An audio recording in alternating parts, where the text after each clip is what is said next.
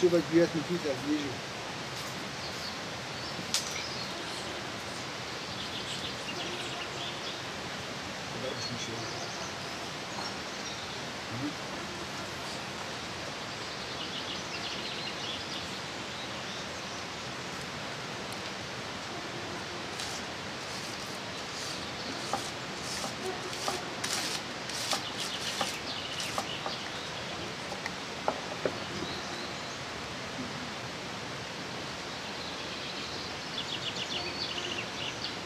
Bir adamım.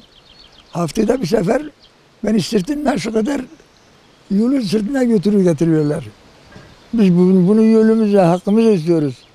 İşte sırtına çocukları, 3 tane çocuklarım var. Biz hakkımızı istiyoruz. Şu kadar yol sırtımdan oğlumu götürüyorlar. Haftada bir sefer, 2 sefer, 3 sefer hasta da oluyorum. Şu kadar yolu sırtına giriyoruz. Biz bunu hakkımızı istiyoruz. Biz de bunların yerlisiyiz. Biz de vatandaşız. Sorun, söyle bakın. Biz sicilimiz, zamanla beri köyümüz budur. Bir sicilimiz yok, bir şeyimiz yok. Biz bunu hakkımızı arıyoruz, rica ediyoruz devlete.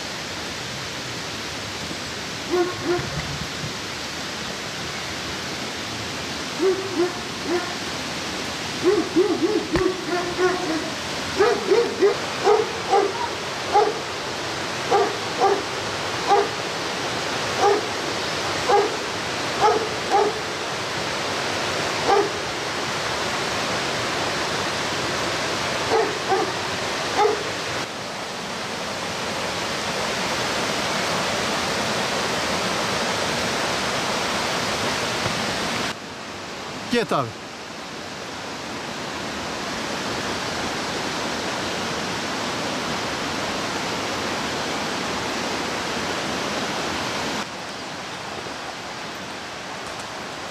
Sayın büyüklerime sesleniyorum. Buyurun bak halimizi görün.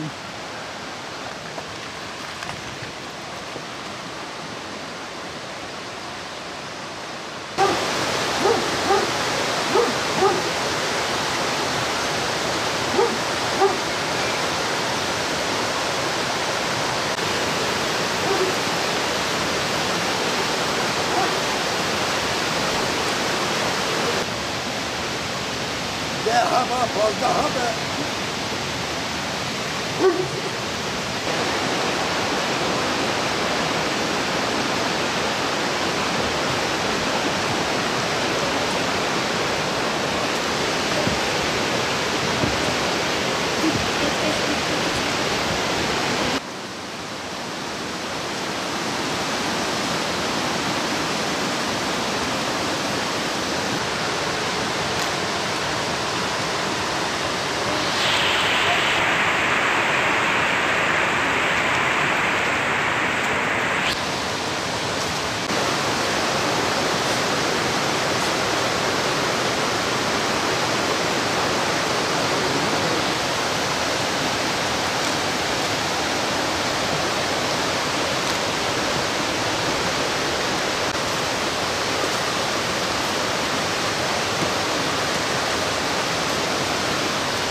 Bu köprünün üstünden her gün köprü tehlikeli, üstünden geçip gidiyoruz, düşüyoruz. Yağmur yağdığında tehlikeli oluyor.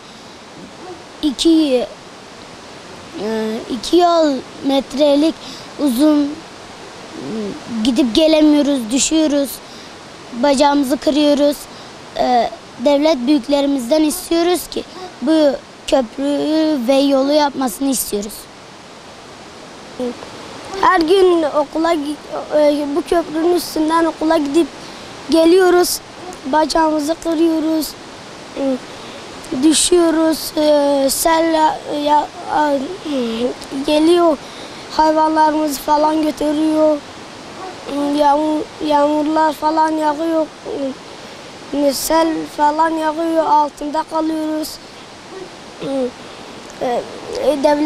Devlet büyüklerimizden rica ediyoruz. Hem köprümüzü yapsınlar hem de yolumuzu yapsınlar. Yolumuzun ve köprümüzün yapılmasını istiyoruz.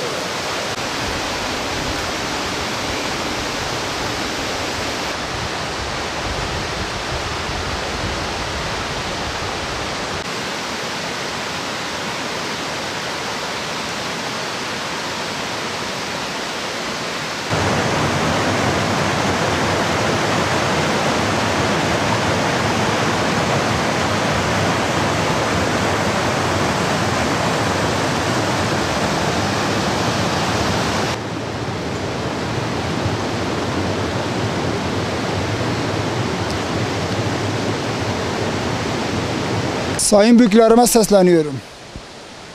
Benim burada çok mağdurum ben. 300 metre yolum var. Bu 300 metre yol gelmesi için bu 5 yıldır dilekçe vermişiz. Uğraşıyoruz bu 5 yıldır. Hiçbir sonuç almadık. Ondan sonra 1-2 kilometre buradan sırtla babamı yolların üstüne götürüyorum. Bu 300 metrelik yol orman yoludur. Zaten yapılmış 300 metre yeni yol yapılacak.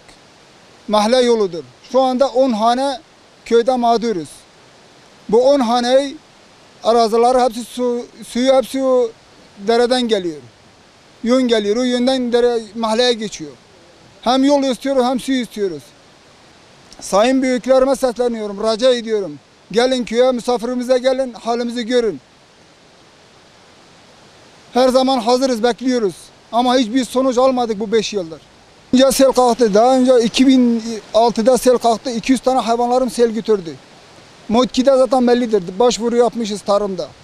O 200 tane hayvanlarımız hiçbir sonuç almadık. Köprü tehlikelidir. Köprü geçen sene dilekçe verdim. Allah razı olsun Sayın Kaymakam'dan. Daha önceden yapmıştım kendi imkanlarımla. Sayın Kaymakam'dan bir müracaata bulundum. Tahta verdi. 2 kilometre o tahtaları hepsi sırtla getirdim buraya kadar. Malzemeleri hepsi sırtla getirdim. Nasıl yok? Ola su kalktığı zaman çocuklar dikkatli oluruz, hayvanlarımıza dikkatli oluruz. Daha önce belki de 10'lar tane hayvan suya düştü, gitti. Yani suya sel kalktığı zaman ne hayvan suya düşerse gider. Babam 95 yaşındadır. Kovanlı köyde yaşıyoruz. 12 nüfusum var. Yolumuz yok. Haftada bir sefer babamı alıp buradan sırtla yola götürüyoruz. 2 kilometre yol taşıyoruz.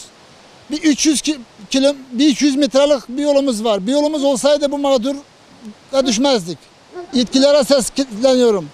Bu 300 metre yolumuzu yapmasını istiyoruz.